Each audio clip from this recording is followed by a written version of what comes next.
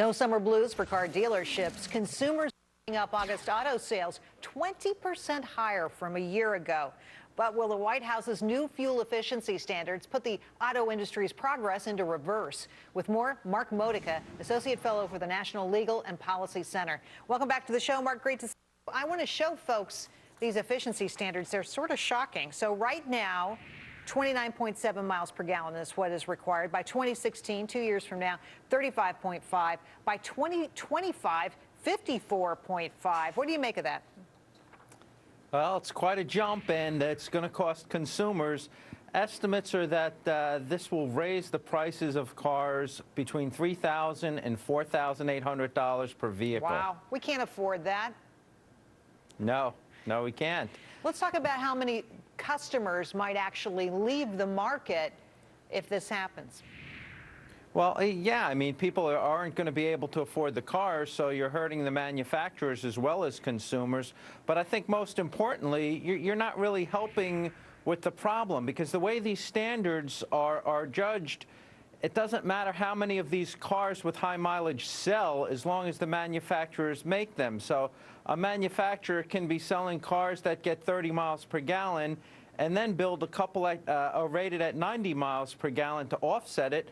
But the consumers aren't going to buy the cars, and the manufacturers can still meet the standards, but they're just wasting their money building cars that just aren't selling. It sounds like ridiculous federal regulations that help nobody, but it gives a politician Absolutely. something to brag about. Speaking of politicians, the president has weighed in on this regulation, which he has touted. Here's what the president said.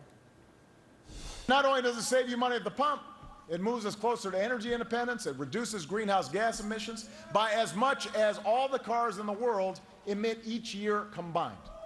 This is a smart thing to do. It's the right thing to do. Well, the president said it's a smart, right thing to do. You agree, Mark? I don't think it's very smart, Jerry. We could look at the policies up till now. We've had the Chevy Volt, we've had other plug-ins. Nobody Gas likes prices that car. are higher now than they've ever been.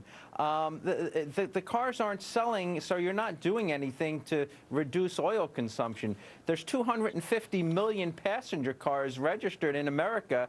Having a few thousand of these things on the road is doing nothing.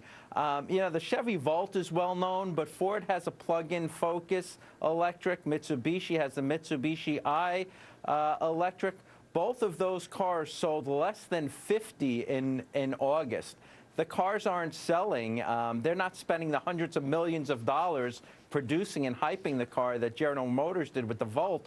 But the Volt is the one that's actually selling more, and that car still sold 1/10 of what their best-selling Chevy Cruze sold. So these cars will be built because they're... People don't want to pay. They cost too much.